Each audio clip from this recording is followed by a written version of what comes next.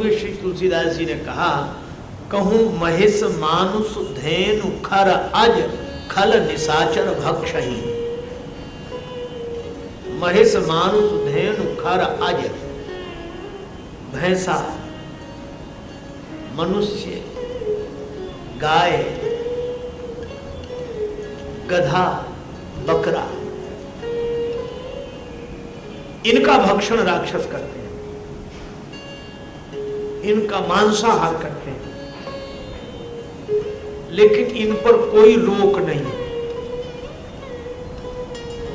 और व्यंग देखो, अशोक वाटिका में पहरेदार है। अर्थ क्या हुआ? रावण के यहां फलाहार पर रोक थी, वहां पहरेदार बैठे, खबरदार फलाहार कोई नहीं कर सकता, मांसाहार करो कोई रोक नहीं है, फलाहार करो तो प्रतिबंध है। इसको किसी व्यवहारिक घटना से मत जोड़िए, इसको हम लोग इस दृष्टि से देखें, ये फल, जीवन का फल जब कोई प्राप्त करना चाहता है तो ये विकार उसकी रखवाली करते हैं। विकार साधक को जीवन के फल तक पहुंचने नहीं देते।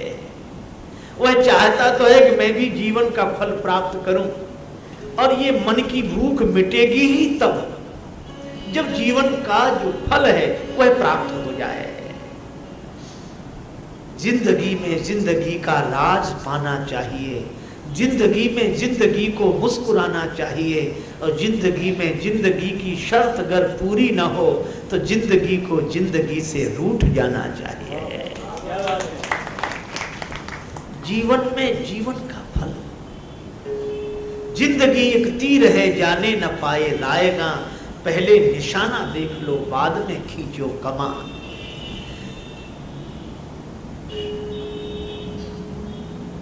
और जीवन का फल जब कोई प्राप्त करने जाता है तो ये विकार रखवाली कर रहे हैं। हम लोगों का मन वैसे तो शांत रहता है, और जब माला लेकर भजन करने बैठते हैं उसी समय ज्यादा चंचल होता है, सब काम उसी समय याद आते हैं। एक आदमी को मैंने देखा, वो माला से जप कर रहा था। वो ऐसी परंपरा है कि माला को वस्त्र में, गौमुखी में छिपा कर ऐसे कर रहा है, आंख बंद थी। अब उसी समय काम याद आए सब, तो उसको ये लगता था कब माला पूरी हो, तो आंख बंद करके जप कर रहा था। जब लगा कि बहुत ज्यादा देर हो रही तो कपड़े से ऐसे माला निकाल कर ऐसे देखता है कि सुमेरु कितनी दूर है, और देखकर फिर आंख बंद कर ली। सारी समस्याएं उसी समय आती हैं। क्यों? ये विकार रखवाली कर रहे हैं, जीवन का फल प्राप्त करने नहीं देते, भजन का फल प्राप्त करने नहीं देते। और इसीलिए हनुमान जी ने पूछा किससे? श्री जानकी माता से। आप अगर आज्ञा दे दें, जानकी माता से क्यों पूछा? क्योंकि जानकी माता की महिमा क्या है? बुद्धि मलिन मति वालों को, जो मलिन मति वाले हैं उनको विकार नष्ट कर देते हैं। और श्री जानकी माता कौन है? जनक सुता जग जननी जानकी, अतिशय प्रिय करुणा निधान की, आके जुग पद कमल मना, जास कृपा निर्मल मति पावो। जानकी माता आपकी कृपा से निर्मल मति प्राप्त होती है, तो विकारों पर वही विजय प्राप्त कर सकता है जिसकी बुद्धि में निर्मलता हो, और निर्मल बुद्धि देने वाली जानकी माता। और जानकी माता है कृपा मूर्ति, भगवान की कृपा। तो संकेत यह है कि भगवान की कृपा से ही बुद्धि निर्मल होती है, और कोई उपाय न कभी था, न है, न होगा। जानकी माता से कहा कि मैं ये फलाहार कर लूं। जानकी मैया बोली सुनो, ये फल विष से भरे हैं, विषाक्त हैं।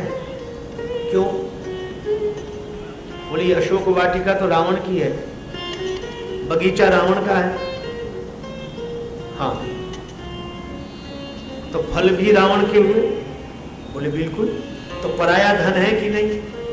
बोले हाँ है। तो बोले सोचो, धन पराओ बिसते बिस भारी, धन पराओ बिसते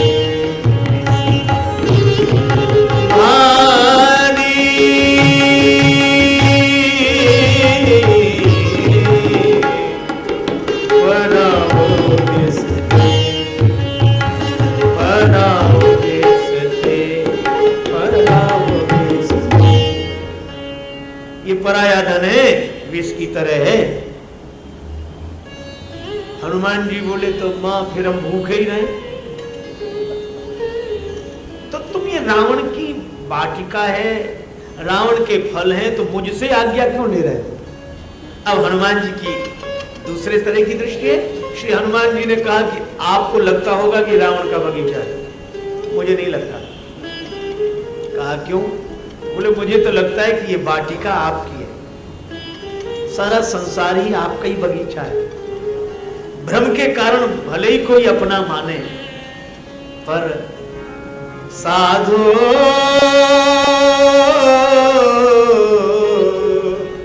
यह जग राम बगीचा, साधो यह जग राम बगीचा।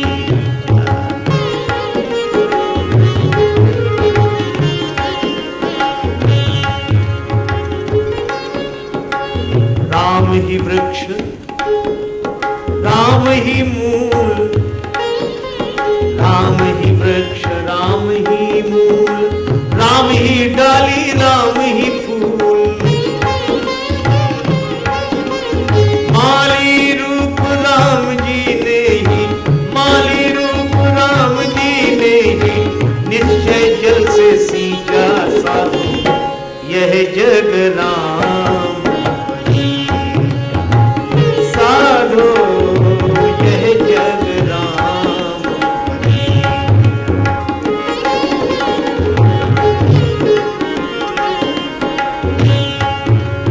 भीतर एक अनेक है बाहर, भीतर बाहर एक बराबर। भीतर एक अनेक है बाहर, भीतर बाहर एक बराबर। मेरा मर्म गुरु ज्ञान के मेरे से जो फोटो खींचा साधो यह जग राम बगीचा, साधो यह जग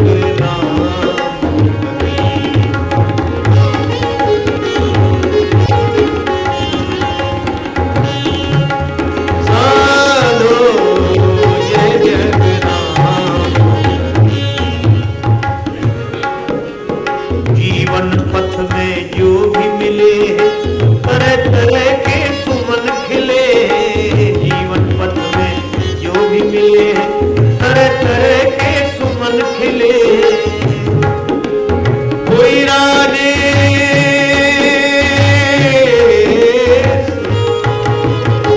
कोई राजेश रंग है, कोई ऊंचा कोई नीचा साधु यह जग राम।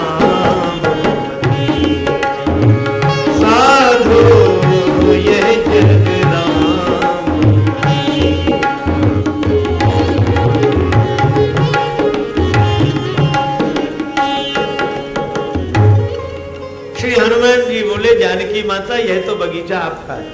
कहा क्यों? का फल किस में लगे? का वृक्ष में। और वृक्ष का जन्म किससे हुआ? पृथ्वी से। और जानकी माता एक बात पूछूं, आपका जन्म किससे हुआ? पृथ्वी से। तो पृथ्वी से आपका जन्म हुआ और पृथ्वी से ये वृक्ष जन्मे, तो इन वृक्षों पर आपका अधिकार है कि रावण का? इसलिए यह तो आपका बगीचा है, मैं तो आपका मानता हूं। जानकी माता बोली तब एक काम करो। क्या? बोले फिर इसका प्रभाव नहीं पड़ेगा। क्यों? भाव परिवर्तन से जीवन बदल जाता है। देखी बुद्धि बल निपुण कपि कहे वो जान की जाहु, रघुपति चरण हृदय धरी तात मधुर फल खाओ। राम जी के चरणों को हृदय में रख लो। आहा, बस फिर ये फल तुम्हारे लिए मधुर हो जाएंगे। विकारों के कारण जो फल विषाक्त हैं, वे अगर भगवान के चरणों को हृदय में रख लोगे तो वे फल विषाक्त नहीं रहेंगे, मधुर हो जाएंगे। भगवान शिव से किसी ने पूछा कि विष का आप पर कोई प्रभाव नहीं पड़ा? शिव जी बोले, विष आया बाहर से और राम थे मेरे भीतर, उधर से आया विष, इधर से मैंने कहा राम, तो विष में राम मिल गया तो विश्राम हो गया। रघुपति चरण हृदय धरे, राम जी के चरणों को हृदय में रखो। और संकेत है हृदय में, भाव से, हृदय से एक बार बस भगवान के श्री चरणों का आश्रय ले लो, फिर आनंद ही आनंद है। एक बार एक पिता अपनी बेटी की ससुराल में गया, मजबूरी थी, रात्रि को बेटी की ससुराल के घर में ही रुकना पड़ा। शाम हुई, बेटी ने कहा पिताजी भोजन कर लीजिए, जल पी लीजिए। पिता बोला कि नहीं बेटी, एक दिन की बात है, भूखा रह जाऊंगा, पर यहां मैं भोजन नहीं करूंगा। क्यों? उनकी धार्मिक मान्यता यह थी कि बेटी के यहां अन्न जल ग्रहण नहीं करना चाहिए। बेटी ने कहा आंखों में आंसू भरकर कि पिताजी आप घर में होते तो भोजन न करते। पिता ने कहा वहां कर लेता। कहा क्यों? बोले वहां भोजन हमारा था और यहां अन्न तुम्हारा है। बेटी ने बहुत समझाया, पर अपनी धर्म निष्ठा की कठोरता के कारण पिता विचलित नहीं हुए। भगवान के भक्त थे, भगवान का स्मरण करते हुए सो गए, तो स्वप्न में भगवान प्रकट हुए, बड़े उदास। तो भक्त ने पूछा कि प्रभु इतने उदास दिख रहे, क्या बात है, उदासी का कारण क्या? भगवान ने उसी उदासी के स्वर में कहा, अरे जाने दो, अब तक तुमने हमें धोखे में ही रखा। कहा क्यों? बोले दिन रात कहते हो कि प्रभु मैं तुम्हारा भक्त हूं और सब कुछ तुम्हारा है, मुझसे तो कहते रहे सब कुछ तुम्हारा है, लेकिन आज पता लगा कि यहां तुम्हारी बेटी का है और घर में तुम्हारा है, ना हमारा वहां है ना हमारा यहां है। आज पता लग गया कि हमारा कहीं नहीं है। जाग गया, भगवान की बात हृदय में लग गई, आंखों में आंसू आ गए। रात्रि में बोला बेटी कुछ खाने को दे, भोजन दे। अरे पिताजी आप तो सो गए थे। पिता ने कहा कि बेटी मैं सोने के पहले भी सो ही रहा था, जो अपना समझ रहा था और तुम्हारा समझ रहा था। सही बात यह है कि न मेरा है न तुम्हारा है, सब कुछ भगवान का है, सब कुछ भगवान का है। तो संसार में रहना बुरा नहीं है, पर संसार को अपना मानकर या किसी और का मानकर रहना इसलिए उचित नहीं है। अपना मानेंगे तो राग होगा, दूसरे का मानेंगे तो द्वेष होगा, और भगवान का मानेंगे तो न राग होगा न द्वेष होगा। जीवन आनंद से भर जाएगा, भगवान के प्रेम से भर जाएगा। इसलिए रघुपति चरण हृदय धरि तात मधुर फल खाओ। ये भगवान के चरण हृदय में रखने की बात इसलिए भी कही क्योंकि ये राक्षस हैं, ये विकारों को कोई अपने आचरण के बल पर नहीं जीत सकता। विकारों पर अगर कोई विजय पा सकता है तो भगवान के चरण के बल पर पाई जा सकती है, आचरण के बल पर नहीं। भगवान के चरणों का आश्रय है। चले नाई सिर बैठे बागा, चले नाई सिर बैठे बागा, चले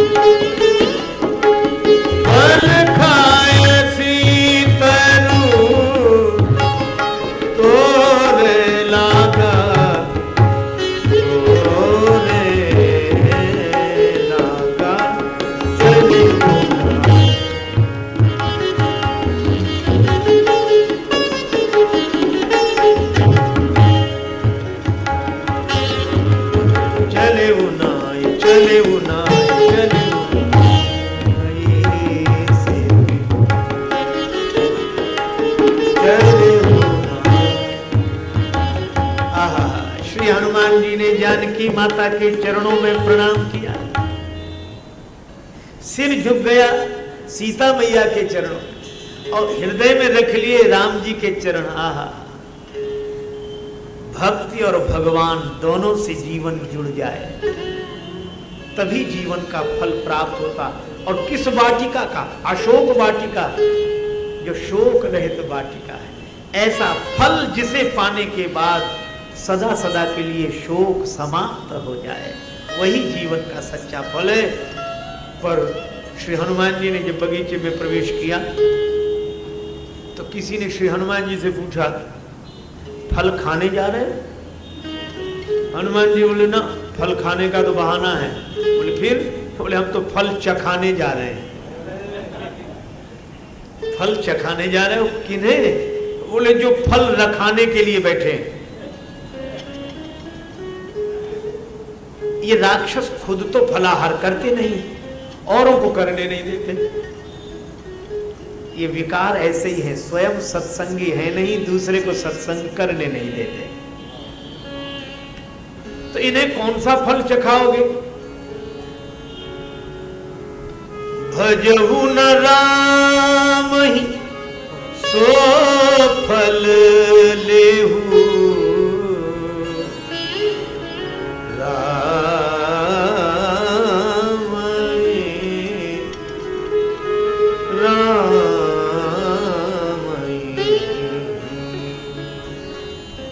राम जी का भजन नहीं करने का जो फल है वही इन राक्षसों को मिलेगा। और श्री हनुमान जी गए तो पहले तो फल खाए। अब राक्षस तो स्वभाव से आलसी। एक राक्षस ने देखो देखो देखो बंदर फल खाए जा रहा है, दूसरा बोला अरे बंदर 2-4 फल खाएगा क्या है। हनुमान जी ने कहा ये तो आ ही नहीं रहे। तब दूसरा काम किया, तरु तोरे लागा। अब वृक्ष उखाड़ने शुरू की। किसी ने हनुमान जी से पूछा कि वृक्ष क्यों उखाड़ रहे हो? बोले जब यहां कोई फलाहार करता ही नहीं है तो वृक्ष लगे रहने की आवश्यकता क्या है। जब किसी को सत्संग करके जीवन का लाभ प्राप्त करना ही नहीं है तो उस आयोजन से क्या लाभ? वृक्ष ही उखाड़ के फेंक दिया। फलाहार हमें करना था तो कर लिया। पर अब जब वृक्ष ही उखड़ने लगे, श्री हनुमान जी की ओर राक्षसों ने देखा कि फल गायब हो जाएं तब तो कह दें कि इतने ही फल लगे थे। अब वृक्षों की संख्या अगर कम हो जाए तब क्या जवाब देंगे रावण को? अब राक्षस आए, श्री हनुमान जी से बोले क्या कर रहे हो? हनुमान जी बोले तुम्हारी प्रतीक्षा। आओ। और कितना बढ़िया संकेत है, श्री हनुमान जी ने वही वृक्ष उखाड़कर राक्षसों पर मारा। कछु मारेसी कछु मर देसी, कुछ को मार दिया। अब जरा देखना, सत्संग का फल है ज्ञान। तो हनुमान जी ने ज्ञान तो ग्रहण कर लिया, फल खा लिया, पर जिस वृक्ष में वह फल लगा था उस वृक्ष से राक्षसों को मार दिया। तो मानो सत्संग का वृक्ष और ज्ञान का फल संत प्राप्त कर लेते हैं, और सत्संग का वृक्ष जो हाथ में आता है उसी से विकारों को नष्ट कर देते हैं। कछु मारेसी, कुछ को मार दिया, क्योंकि हनुमान जी ने गदा का प्रयोग नहीं किया। श्री हनुमान जी से किसी ने पूछा गदा क्यों नहीं चलाई? बोले गदा से 2-4 मरते। और हनुमान जी जो भी काम करते हैं वो थोक में इकट्ठे ही करते हैं।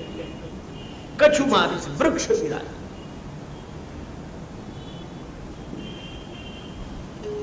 और कछु मर्द से एक राक्षस को इस हाथ में पकड़ा, एक को इसमें, और बड़ा विशाल रूप बजरंगबली ने बना लिया, ऐसे रगड़ने लगे। कछु मर्द से। अब दूसरे राक्षस वो चिल्लाए बचाओ बचाओ, तो दूसरे राक्षस कहीं बचाएं तो तब जब वहां तक पहुंचे, इतना विशाल रूप है। तो किसी ने कहा पांव पकड़ के बंदर को नीचे गिराओ। तो जो पांव पकड़ने के लिए आए तो कछु मिली ऐसी धरी धूल, उनको धूल में ही मिला दिया पांव से रगड़ कर।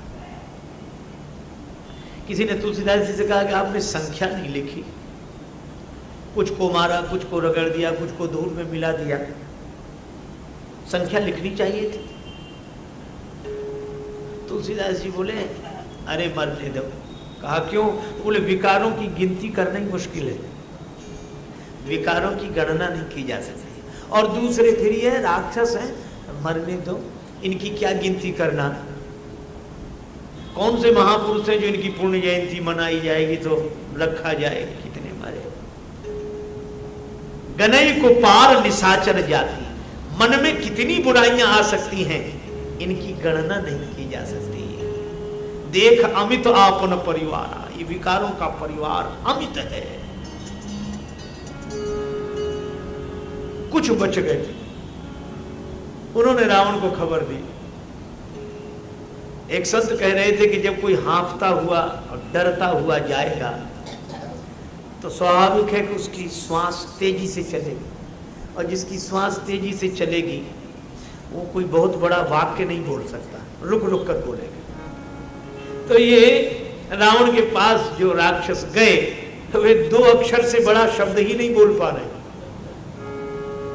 नाथ 2 ही अक्षर, नाथ एक आवा कपि भारी।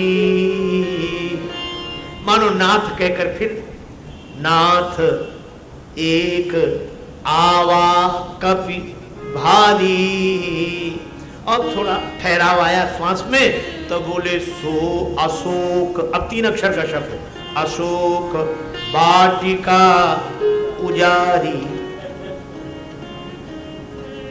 रावण ने कहा चिंता मत करो, अक्षय कुमार को भेजता हूं।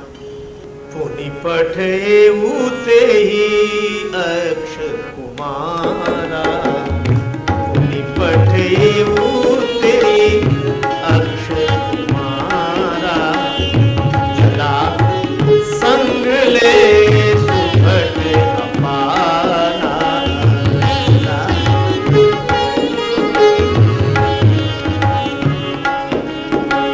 चला संग ले सुभट अपारा।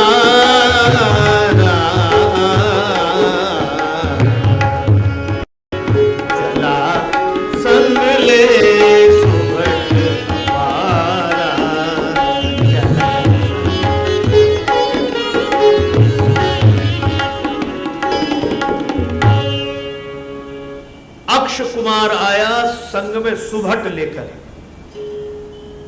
श्री तुलसीदास जी की किस किस विशेषता की ओर देखा जाए, ऐसा शब्द चयन।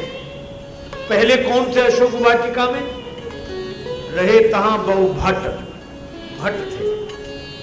और अक्ष कुमार आया तो चला संगले सुभट। और बाद में वर्णन आता है कि अक्ष कुमार का जब हनुमान जी के द्वारा वध हो गया तो मेघनाद आया। और मेघनाद के संग कौन था? भट्ट नहीं, सुभट नहीं, रहे महाभट्टता के संगा। भट्ट, सुभट, महाभट्ट। लेकिन हनुमान जी ने सबको भटाभट कर दिया, एक नहीं बचा। भट्ट, सुभट, महाभट्ट। और जितना बड़ा योद्धा उतनी आसानी से मारे। गह गए कपि मर्दई निज अंगा। महाभट्ट को ऐसे पकड़ा, रगड़ा, इतने में साफ। अतुलित बलधाम, अतुलित बलधाम, हेम शैलाभ देहं, तनुजपन कृशाणु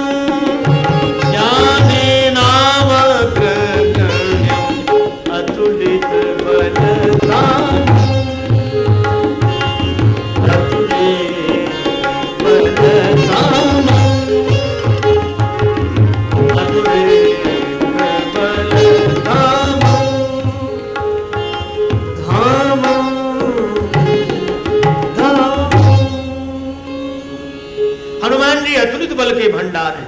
बलवान है, परम बलवान है, लेकिन उद्दंड नहीं है। हमारे यहां बलवान के यश का वर्णन किया जाता है, उद्दंड का समर्थन नहीं होता है। उद्दंड कौन? बोले जो अपने से बड़ों की मर्यादा न रखे, वह उद्दंड। मेघनाद ने देखा कि मैं भी नहीं बचूंगा, उसने ब्रह्मास्त्र का प्रयोग किया है। ब्रह्मास्त्र ते ही साधा, कपि मन कीन विचार। यह तो ब्रह्मा जी का शस्त्र है। और ब्रह्मा जी जगत पिता है। ब्रह्मा जी की मर्यादा रखनी चाहिए, वय का सम्मान करना चाहिए। महाराज मनु ने कहा, अभिवादनशीलस्य नित्यं वृद्धोपि सेविनः चत्वारि तस्य वर्धन्ति आयुर्विद्या यशो बलम।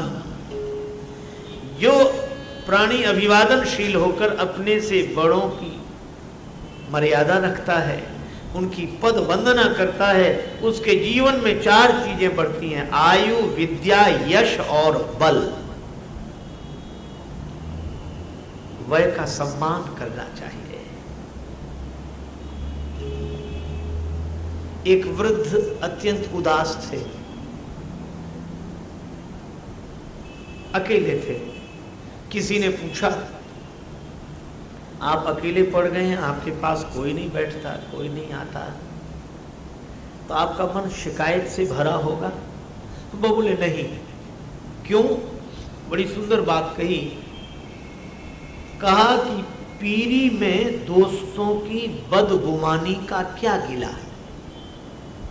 बुढ़ापे में अपनों ने अगर साथ छोड़ दिया, दूरी बना ली, तो शिकायत क्या? यह तो होना ही था। क्यों? पीरी में दोस्तों की बदगुमानी का क्या गिला, दूर रहते हैं सभी गिरती हुई दीवार से। गिरती हुई दीवार से तो सभी दूर रहते हैं, लेकिन जो गिरती हुई दीवार वृद्ध को समझते हैं, वे जीवन के बहुत बड़े लाभ से वंचित रह जाते हैं। मैंने एक घटना सुनी थी रामचरितमानस में ही। अगर हम लोग विचार करके देखें, राम जी का राज्य चला गया, लेकिन खोया हुआ राज्य फिर मिल गया। क्यों?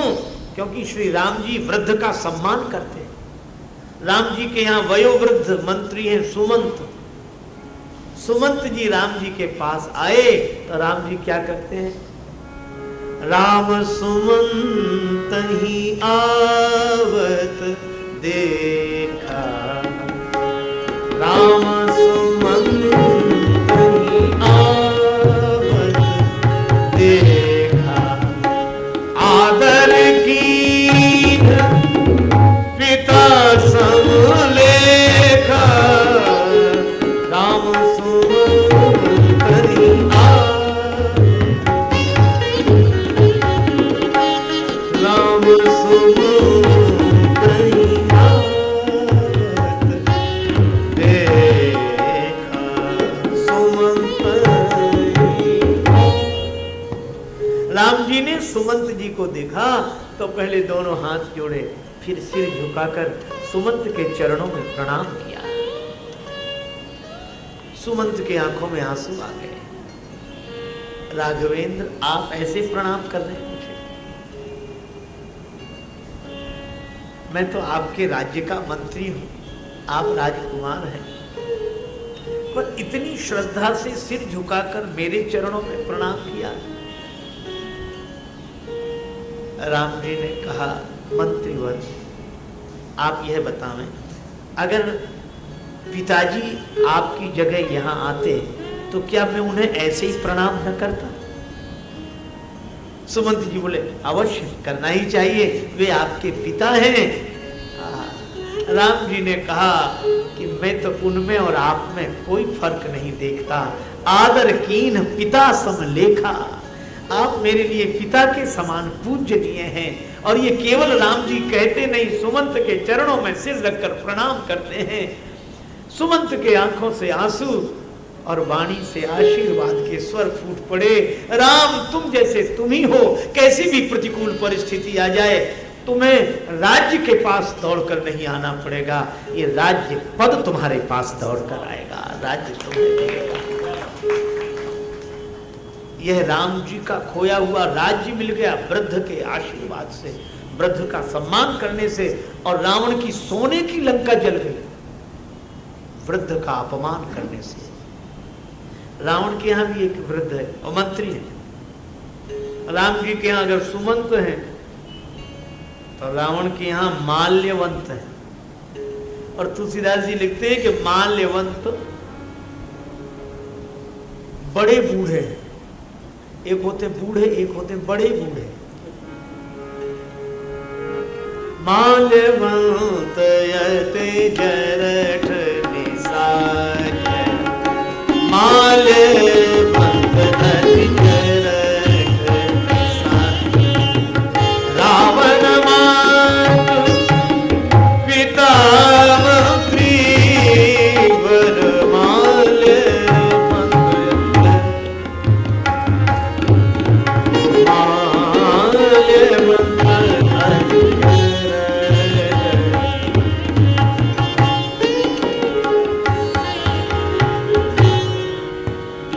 माल्यवंत अति जरठ, अत्यंत वृद्ध। अच्छा, रावण का संबंधी भी, रावण मातु पिता, रावण की माता का पिता, नाना और श्रेष्ठ मंत्री।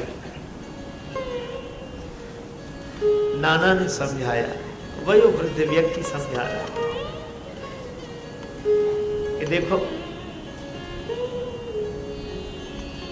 मेरी बात मान लो। रावण बोला, नाना नाना, तुम्हारी बात मैं नहीं मानूंगा।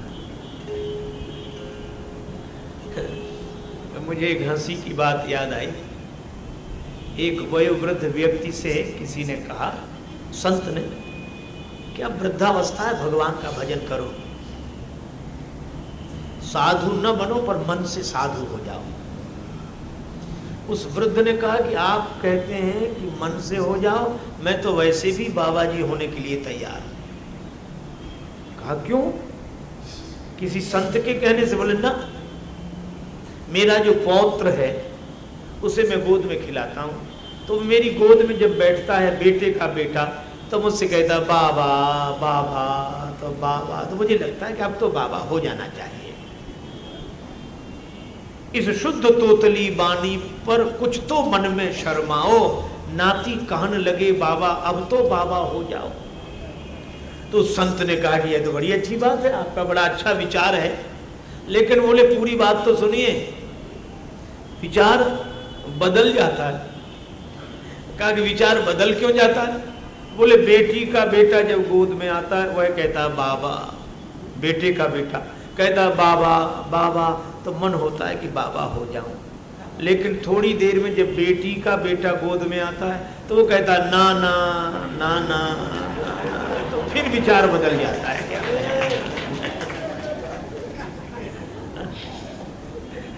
रावण का भी नाना समझा कि मान गया, पर रावण केवल नाना करता तब भी बात समझ में आती। रावण क्या बोला? अपमानजनक शब्दों में उत्तर दिया, प्रणाम और हाथ जोड़ना तो दूर, कहा चुप हो जा, मेरी आंखों से दूर हो जा। माल्यवंत ने कहा कि वृद्ध का यही, वृद्ध के साथ यही व्यवहार तुम्हारा? रावण बोला लिहाज ही तो कर रहा हूं बुढ़ापे का, नहीं तो क्या करते? बोला बूढ़ भयऊ न तू मरते हूं तो ही, वो तो तू बूढ़ा हो गया, नहीं जान से मार डाला। अब जनी रिस उपजावसी मोही, वृद्ध का अपमान हुआ। माल्यवंत गृह गए बहोरी, माल्यवंत तो घर चला गया, लेकिन सोने की लंका भी आग में जलने से बची नहीं। मुझे लगता है मैंने सुना था किसी गांव में आग लगी, सभी भाग गए और दो जलने के लिए मजबूर थे, एक अंधा एक लंगड़ा। अंधा भाग तो सकता था पर उसे आग दिखती नहीं थी, लंगड़े को आग दिखती थी, वह भाग नहीं सकता था। लंगड़े ने अंधे से कहा कि तुम हमें अपने कंधे पर बिठा लो, आंख हमारी पांव तुम्हारे, दोनों आग से बच जाएंगे। अंधे ने लंगड़े को कंधे पर बिठा लिया, दोनों बच गए। यह कहानी बड़ा सार्थक संदेश देती है। आज भी चारों तरफ आग लगी है, ईर्ष्या की, अशांति की, और अगर समाज बचना चाहे तो एक ही उपाय है, अंधा लंगड़े को कंधे पर बिठा ले। अंधा कौन और लंगड़ा कौन? अंधी जवानी और लंगड़ा बुढ़ापा। अगर आज अंधी जवानी लंगड़े बुढ़ापे को कंधे पर बिठा ले, चरण हो युवक के और अनुभव की आंख हो वृद्ध की, तो आज भी समाज इस अशांति की आग से बच सकता है। और अगर वृद्ध का सम्मान नहीं हुआ तो सोने की लंका नहीं बची, फिर कौन बचेगा? वृद्ध की बड़ी महिमा होती। एक बार एक कन्या के पिता ने विचित्र शर्त रखी थी कि हम बेटी का विवाह तो करेंगे पर बारात में कोई बूढ़ा आदमी नहीं आना चाहिए। नवयुवक बोले ठीक है, ये बूढ़े करेंगे क्या बारात में जाकर? ये तो घर रहे, राम राम करें, भजन करें, ये बारात में क्या करेंगे जाकर? सभी बूढ़े मान गए, क्योंकि बूढ़े तो कथा में भेजे जाते हैं, सत्संग में भेजे जाते हैं, विवाह बारात में कौन ले जाए? पर जो दूल्हे का नाना था वो तो बोला नाना हम तो चलेंगे।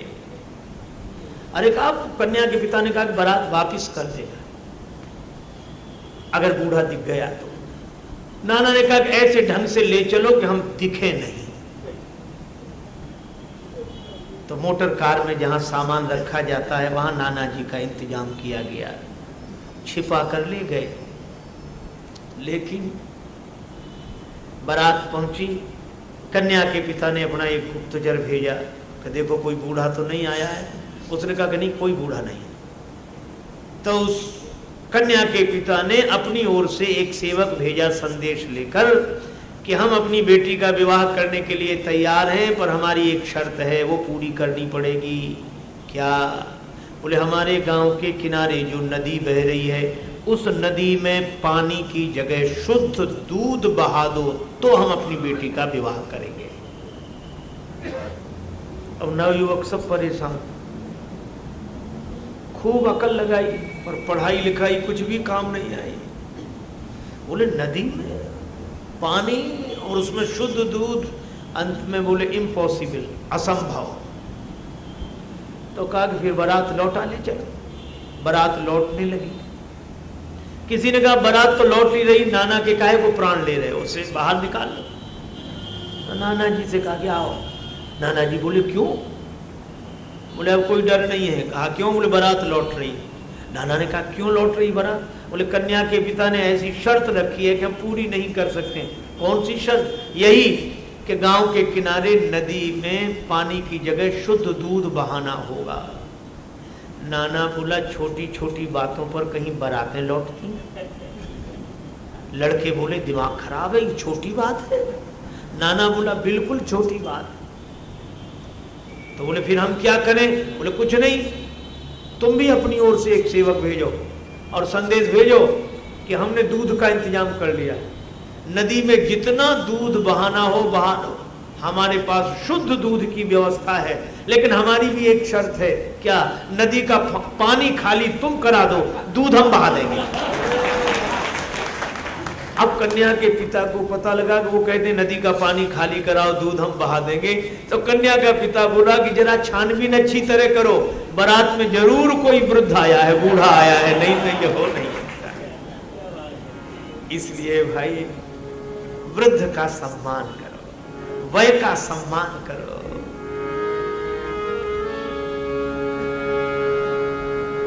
हनुमान जी ने भी यही किया। ब्रह्मस्तुति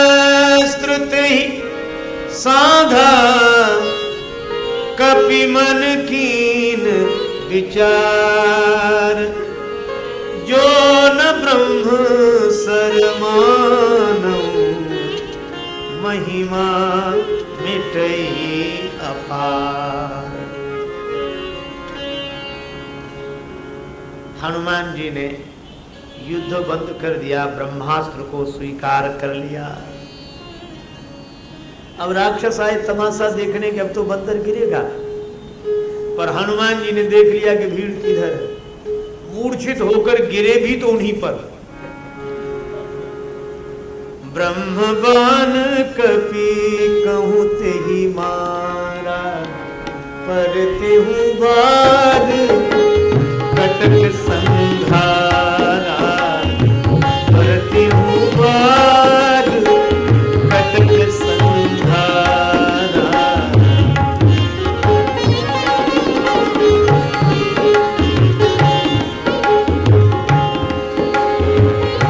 तेहि देखा कपि मूर्छित भयउ,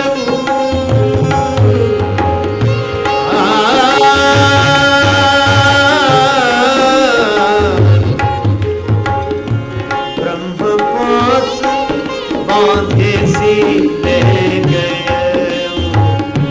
नागपाश बांधे से ले गए। मेघनाद ले गया हनुमान जी को बांधकर। हनुमान जी बंध गए। किसी ने कहा क्या आप ये बंधन नहीं तोड़ सकते? हनुमान जी बोले बंधन तो तोड़ सकता था, लेकिन वृद्ध का बंधन नहीं छोड़ सकता, और बंधन के कारण बंधन में पड़ा हो, कोई बात नहीं। श्री हनुमान जी ब्रह्मास्त्र की मर्यादा रखते हैं। रावण के दरबार में उपस्थित हुए, रावण बैठा, और रावण ने जो श्री हनुमान जी को देखा तो उसे बड़ा आश्चर्य हुआ और क्रोध भी आया। आश्चर्य इस बात पर, रावण बोला कौन है तू?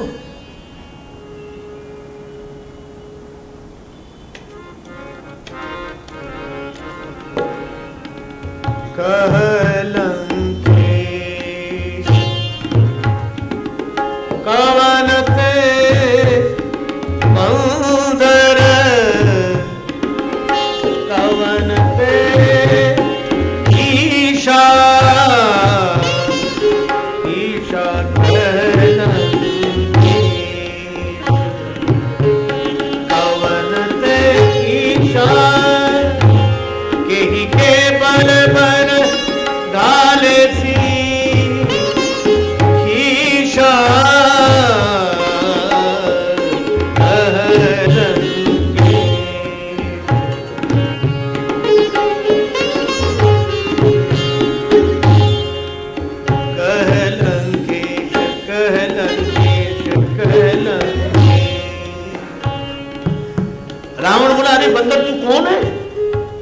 किसके बल पर बगीचा उजाड़ा? क्या मेरा नाम नहीं सुना? जरूर तूने मेरा नाम नहीं सुना है। अगर सुना होता तो ऐसा निडर नहीं दिखाई देता। कीधो श्रवण सुने से नहीं मोही, देखो अति असंख्य सठ तो ही। हनुमान जी मुस्कुराते रहे। हनुमान जी ने कहा, डरना जरूरी है? तुम्हारे सामने जो आए वो डरे, यह आवश्यक है क्या? रावण बोला, यहां जितने भी दिखाई पड़ रहे हैं ना, भ्रकुटि विलोकत सकल सभी